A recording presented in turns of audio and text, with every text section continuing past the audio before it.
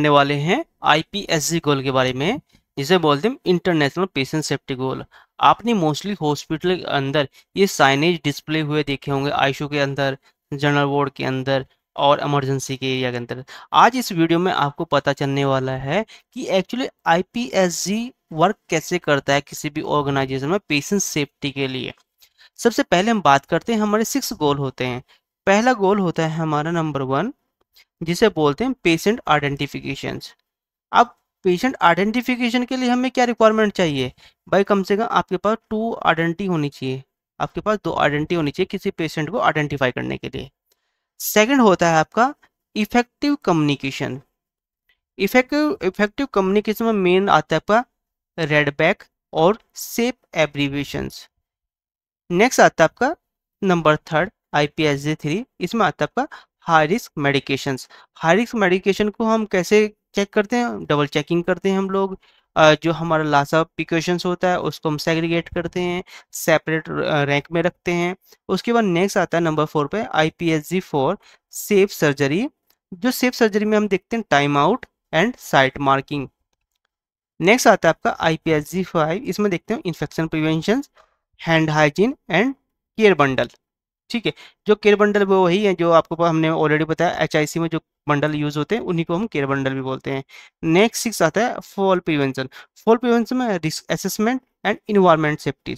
तो कितने होते हैं आपके गोल? 6 होते हैं। पहला होता है आपका पेशेंट आइडेंटिफिकेशन, सेकंड होता है इफेक्टिव कम्युनिकेशन, थर्ड होता है high risk high alert medication, number 4 होता है सेफ सर्जरी, नंबर 5 होता है इन्फेक्शन प्रिवेंशन एंड नंबर 6 होता है आपका फॉल प्रिवेंशन।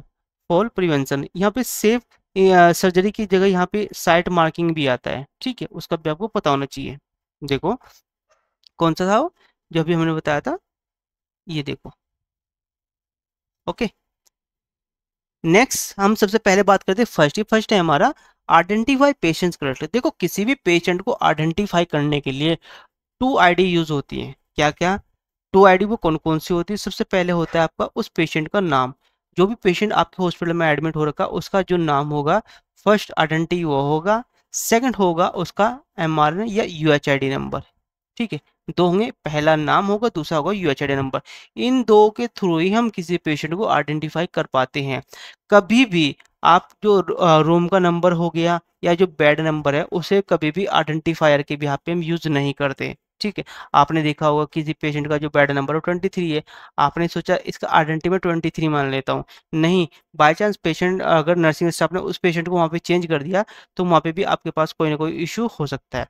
ठीक है, उसके बाद आता है इन ओपीडी आईपीडी। इन ओपीडी आईपीडी में जो भी पेशेंट होता है उसको हम आइडेंटिफिकेशन के लिए एक बैंड लगाते हैं। ऑलरेडी मैंने बैंड के बारे में आपको एक्सप्लेन किया गया। उस बैंड के बिहाफ पे ही हम किसी पेशेंट को आइडेंटिफाई कर पाते हैं। देखो उस बैंड पे क्या होता है, उस पेशेंट का नाम भी होता है, उसका UHID नंबर भी होता है, उसकी एडमिशन डिटेल होती है, दूसरा उसका जो भी कंसल्टेंट डॉक्टर जो उसको ट्रीट कर रहा है उसका नाम भी उस पर लिखा हुआ होता है। नेक्स्ट आता है आपका लैब लैब लेबलिंग। जो लैब का जो लेबलिंग होता है, जितने भी सैंपल्स जाते हैं वो एक स्टैंडर्ड फॉर्म उसको यूज करना चाहिए। उसमें क्या होगा, उस पेशेंट का नाम होगा, दूसरा उसका UHID नंबर भी उस सैंपल के ऊपर अवेलेबल मिलेगा। नेक्स्ट है, यदि कोई पेशेंट आपका अनकॉन्शियस सिचुएशन में है या कंफ्यूजन है तो उस बिहाफ उस कंडीशन में जो भी उसका अटेंडी होगा उसके थ्रू ही आप डॉक्यूमेंट को वेरीफाई कराओगे। और उसे चेक करने के लिए 2 स्टाफ की रिक्वायरमेंट रहेगी और 2 स्टाफ भी वहाँ पे क्या करेंगे, सिग्नेचर करेंगे। नेक्स्ट आता है, यदि पेशेंट आपका अनेबल है तो वो एक्चुअली जो आपका जो बैंड है वो बैंड को पहन नहीं पा रहा है तो आप क्या करोगे? तो उसकी जगह उसके साथ में आप क्लॉथ लेबलिंग यूज कर सकते हो। ठीक है, नेक्स्ट आता है wrong labelling is the sample reaction. यदि आप किसी पेशेंट का रोंग लेबलिंग कर देते हैं तो उस कंडीशन में आपको सैंपल को रिजेक्ट कर देना है। नेक्स्ट आता है नंबर 2 हमारा आता है इम्प्रूव इफेक्टिव कम्युनिकेशन। क्योंकि जब भी आप किसी ऑर्गेनाइजेशन में वर्क करोगे तो आपसे आईपीएसजी गोल के बारे में पूछा जाएगा कि एक्चुअली आईपीएसजी गोल कौन कौन से होते हैं, आईपीएसजी की फुल फॉर्म क्या होती है, आईपीएसजी का प्रोटोकॉल क्या है, उसके बारे में आपको नॉलेज होना बहुत ज़रूरी है। और यहाँ पे हम आपको बेसिक चीज़ें बताने वाले हैं कि आईपीएसजी में ऑलरेडी होता क्या। पहला हमने बता दिया, सेकंड हो गया आपका इम्प्रूव इफेक्टिव कम्युनिकेशन।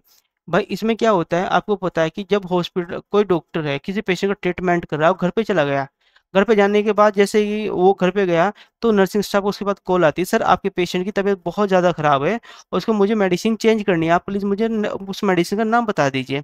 तो डॉक्टर क्या करता है, डॉक्टर मेडिसिन का नाम बताता है और नर्सिंग स्टाफ क्या पेशेंट को दे देती है। ठीक है, जो डॉक्टर ने नर्सिंग स्टाफ को बताया उसे बोलते हैं हम वर्बल और टेलीफोनिक ऑर्डर। ओके, किसी भी इमरजेंसी सिचुएशन में आपको 3 चीज़ें अवॉइड करनी, इनको कभी यूज़ नहीं करना। जो आपका कीमोथेरेपी मेडिसिन होती है, हाई अलर्ट मेडिसिन होती है, look like a sound like medicine होती है, ये कभी भी इनका वर्बल ऑर्डर नहीं दिया जाता। क्यों? यहाँ पे भी आपका मेडिकेशन एरर होने के चांसेस बहुत ज़्यादा है। ठीक है? अब दूसरा, आप किसी पेशेंट का अ, वर्बल ऑर्डर कब दे सकते हैं या उसको कब उसके रिसीव कर सकते हैं। Identify yourself and the patient. यदि आप पेशेंट के नियर बाय हो, next mention the reason for the all call assessment detail. अब क्या हुआ कि आपने ऑर्डर तो दिया है, आपको वो डिटेल को ऐड भी करना पड़ेगा, भाई क्या रीजन था आपने वर्बल ऑर्डर लिया है। ठीक है, right and red back orders. अब आपको क्या करना, जो भी आपने इंफॉर्मेशन दी है, जो भी आपका डिस्कशन हुआ है डॉक्टर के साथ में, वो आपको प्रॉपर आपके रेड बैक ऑर्डर में लिखना पड़ेगा। ठीक है, उसके बाद में जिस डॉक्टर का वो पेशेंट था, अब 24 घंटे के अंदर जब भी वो पेशेंट डॉक्टर आपके हॉस्पिटल में आता है, तो आपकी रिस्पॉन्सिबिलिटी है वो उस पेशेंट को विजिट करके जाए, उसकी कंडीशन कंडीशन को देख के जाए, यदि उसकी मेडिसिन चेंज होनी है उसे चेंज करा के जाए। ठीक है, अब दूसरा, अब ये होता कहाँ है, सबसे पहले आ गया आपका आईसीयू। ठीक है, सबसे पहले आईसीयू आ गया, उसके बाद में ओटी आ गया, उसके बाद इमरजेंसी रूम आ गया। ठीक है, अब वहाँ पे हम यूज़ करते हैं वार्डरोब। वार्डरोब का मतलब होता है राइट डाउन्स रेड बैक। ठीक है, अब दूसरा आउट पेशेंट के लिए क्या होता है, आउट पेशेंट में आपको पता है कि डॉक्टर 2 तरह की आपकी इन्वेस्टिगेशन कराता है, पहले आपकी रेडियोलॉजिकल और सेकंड आपकी पैथोलॉजी की। ये इसमें आपको देखना पैथोलॉजी में आपके कौन-कौन से टेस्ट हुए हैं, सीबीसी हुए हैं, कोलेस्ट्रॉल हुआ है, एलएफटी हुआ, सीएफटी हुआ या फिर अदर कोई भी आपका टेस्ट हुआ, उसकी भी नॉलेज आपको होनी चाहिए। ओके, अब चलते हैं नेक्स्ट। नेक्स्ट है third, improve the safety and high alert medications. अब आपको पता है यहाँ पे इसमें जो थर्ड है आपका जो वो ये आईपीएसजी गोल है, इसमें पूरा मेडिसिन के ऊपर एक्सप्लेन किया गया है कि अगर यदि आप हॉस्पिटल के अंदर किसी पेशेंट को मेडिसिन देते हैं, आपको कौन कौन से प्रोटोकॉल फॉलो करने हैं, उसके फार्मेसी को वो मेडिसिन फार्मेसी अगर चाहे तो उस डिपार्टमेंट की ऑडिट भी कर सकता है। ठीक है, सबसे पहले आता है आपको लिस्ट बनानी है आपकी हाई अलर्ट मेडिसिन्स की, जैसे आपका इंसुलिन हो गया, कीमोथेरेपी मेडिसिन्स हो गया, एंटीकोगुलेशंस मेडिसिन्स हो गया। नेक्स्ट, जो भी आपकी हाई रिस्क मेडिसिन्स होती है, उन्हें आप सेपरेटली स्टोर करते हैं और वहाँ पे उसकी प्रॉपर क्लियर लेबलिंग होती है और कलर कोडिंग के बिहाफ पे रखा जाता है। ऐसा नहीं डायरेक्टली उठाओ और आप रख दो, नहीं, आपको उस एरिया को प्रॉपर सेग्रीगेट करना पड़ेगा, उसकी लेबलिंग करनी पड़ेगी और उसे कलर कोडिंग भी देनी पड़ेगी, जिससे कि वहाँ पे अगर यदि किसी भी डिपार्टमेंट में high risk high alert medicine की रिक्वायरमेंट है तो उसे आइडेंटिफाई कर दें और वहाँ पे कोई भी इश्यू होने से आप बचा सकें। नेक्स्ट आता है use double verifications before administration. जब भी किसी पेशेंट को मेडिसिन दी जाती है, उससे पहले नर्सिंग स्टाफ की रिस्पॉन्सिबिलिटी है कि वो डबल वेरिफिकेशन कराए प्रत्येक मेडिसिन का। इससे क्या होगा, इससे आपका मेडिकेशन एरर होने के चांसेस बहुत कम हो जाएंगे। ठीक है, next follow special precautions for the LASA drug. अब दूसरा क्या होता है, जो भी आपके look like sound like medicine होती हैं, वो आपकी फार्मेसी में अवेलेबल होती है या आपके क्रेडिट कार्ड में अवेलेबल होती है। तो जहाँ पे भी आपने वो मेडिसिन्स रखी हैं, उसकी प्रॉपर लेबलिंग होना बहुत ज़रूरी है। जब तक आप लेबलिंग नहीं करोगे तो आप वहाँ से इश्यू को मॉनिटर नहीं कर पाओगे। Okay, next educate staff on the safe handling and storage and documentation. अब दूसरा जो स्टाफ हो गया, उसे पता तो होना चाहिए कि भाई हम जो भी हाई अलर्ट मेडिसिन होते हैं उसे हैंडल कैसे करते हैं, स्टोर करने का प्रोटोकॉल क्या है, यदि हमने मेडिसिन रिसीव की है या पेशेंट को हमने डिस्पैच की है तो उसमें क्या क्या हमें रिक्वायरमेंट रही, हमने फिजिकली दी, हमने बॉक्स में दी, ये चीज़ें भी जो भी डॉक्यूमेंट आपके पास में अवेलेबल है वो भी आपको शो करने पड़ेंगे। नेक्स्ट आता है avoid verbal order for the high alert medication unless in emergencies. भाई मोस्टली जो भी आपकी हाई अलर्ट मेडिसिन होगी उसे अवॉइड करें। हाँ, यदि कोई इमरजेंसी सिचुएशन है, उस कंडीशन में क्या होता है पेशेंट को वो मेडिसिन के लिए बोल दिया जाता है। नेक्स्ट है नंबर 4, इंश्योर सेफ सर्जरीज, यानी correct site procedure and patient. आपको पता हॉस्पिटल के अंदर जब किसी पेशेंट का ऑपरेशन होता है या कोई प्रोसीजर होता है, उस टाइम पे साइट मार्किंग की जाती है। साइट मार्किंग का मेन रीज़न ये होता है कि हम आइडेंटिफाई कर पाएँ कि जब हम ओटी में जाते हैं, ओटी में उस पेशेंट के किस पार्ट की हमें सर्जरी करनी होती है। यदि आप साइट मार्किंग नहीं करते तो वहाँ पे सबसे बड़ी प्रॉब्लम ये आती है कि वहाँ पे आपकी रॉन्ग सर्जरी होने के चांसेस 100% है। तो इसलिए प्रॉपर लेबलिंग की रिक्वायरमेंट रहती है आपके ओटी में। ठीक है। Conduct time out before every surgery. आपको ये भी देखना है कि सर्जरी होने से पहले आउट कंडक्ट टाइम क्या है। वो प्रत्येक जितनी भी आपकी ओटीज होंगी उसके लिए डिफरेंट डिफरेंट टाइप से होगा। Next, ensure site marking by the surgeons. अब दूसरा, जो भी नर्सिंग स्टाफ ने साइट मार्किंग की है, उस साइट मार्किंग को उस कंसल्टेंट के थ्रू वेरीफाई करना पड़ेगा, तभी वो फॉरवर्ड की जा सकती है। ठीक है। Document surgical safety checklist compliance. यदि सेफ इसमें आपको क्या था, जो सर्जिकल सेफ्टी चेकलिस्ट है वो भी यूज करनी है। उससे रिलेटेड कोई भी आपकी कंप्लायंस आती है वो भी आपको वेरीफाई करनी है। नंबर 5 पे आ गया, reduce the risk of health care associate infections. हाँ भाई, अब हॉस्पिटल में पेशेंट आपका एडमिट हुआ है तो इन्फेक्शन से भी तो बचाना है। इन्फेक्शन से बचाने के लिए कुछ प्रोटोकॉल हमें फॉलो करने पड़ेंगे। सबसे पहले आ गया कि आपको अपने हॉस्पिटल के अंदर proper hand hygiene protocol follow कराना है, जो कि आपके 5 मूवमेंट होते हैं। ऑलरेडी आपके नर्सिंग स्टेशन पे अवेलेबल मिलेंगे कि जो 5 मूवमेंट कौन कौन से होते हैं। नेक्स्ट है हमारा पीपीई किट।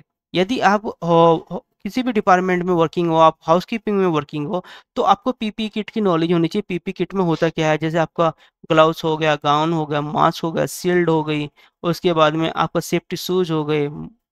ये सब चीज़ें कहाँ आती हैं? ये सब चीज़ें आती हैं आपके इन्फेक्शंस को कम करने के लिए। ठीक है। जब भी आप किसी डिपार्टमेंट में जाओगे तो आपको पीपीई किट पहनना पड़ेगा। फिर disinfect for surface and equipment regularly. जो भी आपका सरफेस है और जो भी आपका इक्विपमेंट है उनको प्रॉपर आपको डिसइंफेक्शन करना बहुत जरूरी है डेली बेसिस पे। ठीक है। Next, sterile instrument as per the protocol. जब भी आप किसी इक्विपमेंट को स्टाइल करें तो आपको एज पर प्रोटोकॉल फॉलो करना है सीएसडी का, कि भाई हम क्लीन कैसे करते हैं। Next, antibiotic steroid program to prevent resistant. अब यहाँ पे मेन काम क्या होगा, यदि आपने देखा होगा कभी कभी कि जो पेशेंट्स होते हैं उनको मल्टीपल एंटीबायोटिक मेडिसिन चलाना शुरू कर देते हैं, जो कि उसके लिए हार्मफुल हो सकती है। तो जो भी प्रॉब्लम उस पेशेंट को, उससे रिलेटेड ही आपको मेडिसिन देनी पड़ेगी। Next, isolate contingencies patient when needed. यदि कोई पेशेंट ऐसा आता है जिससे नॉन कम्युनिकेबल डिजीज है या कम्युनिकेबल डिजीज है और आपको उस पेशेंट को सेपरेट रखना है, तो आपको एक आइसोलेशन रूम बनाना पड़ेगा जिससे उस पेशेंट को प्रॉब्लम ना हो। ओके। नेक्स्ट आता है training staff infection control practice. अब जितना भी आपका इन्फेक्शन कंट्रोल प्रैक्टिस स्टाफ है उसको आप डेली बेसिस पे ट्रेनिंग दे सकते हैं, वीकली बेसिस पे ट्रेनिंग दे सकते हैं, या फिर आप आउटसाइड जो भी आपको ट्रेनर है उनको बुला के भी ट्रेनिंग दे सकते हैं। लास्ट है हमारा, reduce the risk of patient harms resulting from fall. अब दूसरा, कोई भी पेशेंट आपके हॉस्पिटल में अवेलेबल है तो वहाँ पे सबसे ज़्यादा चांसेस रहते हैं उससे गिर जाने के। तो उसे गिराने से बचने के लिए हम कुछ पैरामीटर यूज करते हैं। सबसे पहले होता कहाँ है, असेसमेंट फॉर रिस्क। जब कोई पेशेंट आपका एडमिशन करा रहा है या कभी वो शिफ्ट हो रहा है एक डिपार्टमेंट से दूसरे डिपार्टमेंट में, सबसे पहले क्या होता है, हाई रिस्क में जो हाई रिस्क पेशेंट होते हैं उसमें आता है सबसे पहले बच्चे जो कि आपके 12 साल से कम होते हैं, और जो कि मैन होते हैं जिनकी एज 65 से ज़्यादा होती है। ठीक है। या फिर शेडेट, आईसीयू, फिजिकल चैलेंजेस, ये सब आते हैं आपके हाई रिस्क पेशेंट में। उसके बाद LEFE, लाइफ लीव साइनेज का मतलब होता है let's element all falls to identify high risk rooms bed. Okay. उसके बाद एजुकेट पेशेंट एंड अटेंडेंस। उसके बाद जो भी आपके पेशेंट आते हैं, अटेंडेंस आते हैं, उनको आपको पूरी इंफॉर्मेशन शेयर करनी है जो भी पेशेंट वहाँ पे ट्रीटमेंट करा के जा चुके हैं। ओके। नेक्स्ट आता है इन्वायरमेंट प्रिकॉशंस। इसमें क्या, low bed, non slipper floor, proper highlights and railing on the bed, toilet supports bars, call bells, alarm, wheel chair belt, ये सब चीज़ें आपके पास में अवेलेबल होनी चाहिए यदि आप नैनीताल से ऊपर जा रहे हो। Never leave high risk patients unattended. यदि कोई भी पेशेंट आता है उसको हाई रिस्क कंडीशंस हैं तो आप विदाउट ट्रीटमेंट उससे उसे लौटा नहीं सकते। ठीक है। Risk risk assess reassess for risk post sedation surgery और any. Okay, thank you for watching video. मिलते हैं आपको नेक्स्ट वीडियो में।